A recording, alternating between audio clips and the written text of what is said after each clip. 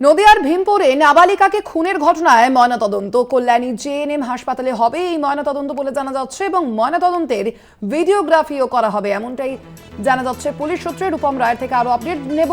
রূপম, এখনো পর্যন্ত কি জানা যাচ্ছে পুলিশ সূত্রে এই বিষয়ে?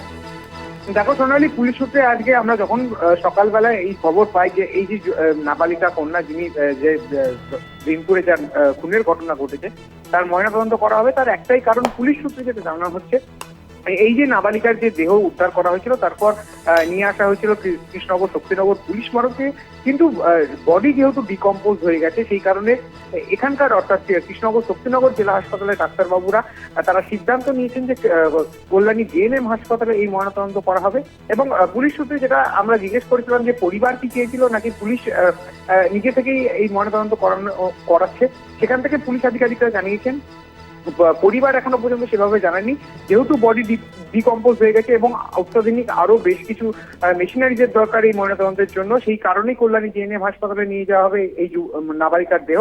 সেখানে ভিডিওগ্রাফি করা হবে ময়নাতদন্তের এবং পুলিশ প্রশাসন উপস্থিত থাকবে সেই ময়নাতদন্তের ঘটনাস্থলে, এবং তার পরবর্তীতে ময়নাতদন্তের যে আসল কারণ, ময়নাতদন্তের পর আসল কারণ অর্থাৎ মৃত্যুর আসল কারণ যেটা স্পষ্ট হবে, তারপরে জানানো যাবে যে কিভাবে মৃত্যু হয়েছে। যেহেতু এই প্রেমিক ফারুক সে স্বীকার করেছে যে দর্শন করেছে তারপর খুন করেছে, এবার আসলেও ঘটনা কি তার পুরোপুরি সত্যতা যাচাই করতে কিন্তু এই ময়নাতদন্ত করা হচ্ছে কল্যাণী জেএনএম হাসপাতালে। ইতিমধ্যে বডি নিয়ে যাওয়ার জন্য বা মৃতদেহ নিয়ে যাওয়ার জন্য যা যা প্রক্রিয়া সেটা শুরু করেছে কৃষ্ণনগর পুলিশ জেলা। কিছুক্ষণের মধ্যেই এই দেহ নিয়ে যাওয়া হবে কল্যাণীর উদ্দেশ্যে এবং সেখানেই হবে ময়নাতদন্ত।